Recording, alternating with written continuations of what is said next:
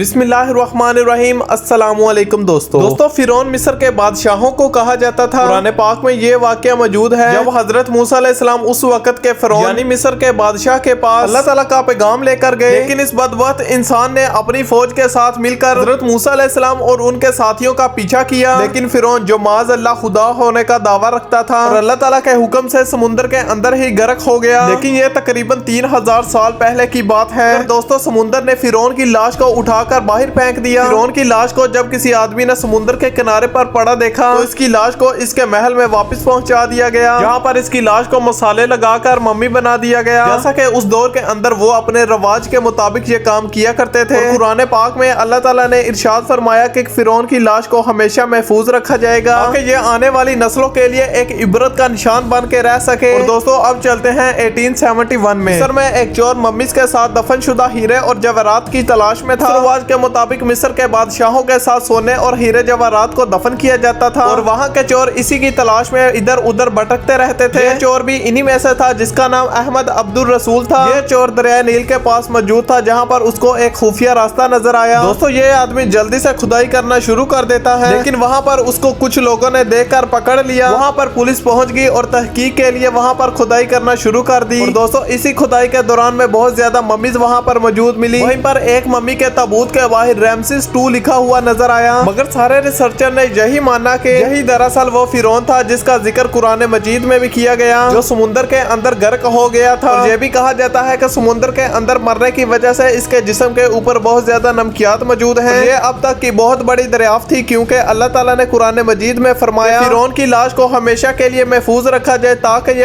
आने वाले वक्त के लिए इबरत का निशान बन सके। और दोस्तों इस मम्मी को लोग दूर दूर से देखने के लिए आया करते थे। दोस्तों ये अब तक की बहुत ज्यादा बड़ी खबर बन चुकी थी। और अब बात करते हैं कि हजारों साल बाद इस मम्मी का आखिर पासपोर्ट क्यों बनवाया गया। पहले तो ये आप जो पासपोर्ट देख रहे हैं ये इसका असल पासपोर्ट नहीं है, ये एक डमी पासपोर्ट है, क्योंकि लोगों को दिखाया जा सके कि फिरौन का पासपोर्ट बनवाया गया था। लेकिन आखिरकार इसका पासपोर्ट क्यों बनवाया गया, तो चलिए बताते हैं। दोस्तों 1970s में फिरौन की डेड बॉडी खराब होती जा रही थी, इसको फंगल इन्फेक्शन खाया जा रहा था और इसीलिए 1974 में मिस्र की हुकूमत ने यह फैसला किया इस मम्मी को फ्रांस भेजा जाएगा ताकि इसकी मेंटेनेंस की जा सके। अब मसला यह था कि फ्रांस के कानून के मुताबिक भी डेड बॉडी को दाखिल करने के लिए उसका पासपोर्ट होना जरूरी है। और इसीलिए दोस्तों मिस्र की हुकूमत ने हजारों साल के बाद फिरौन का पासपोर्ट बनवाया गया। और दोस्तों आज के लिए बस इतना ही। अगर आपको ये जानकारी अच्छी लगी हो तो लाइक और सब्सक्राइब जरूर से कीजिएगा। अल्लाह हाफिज।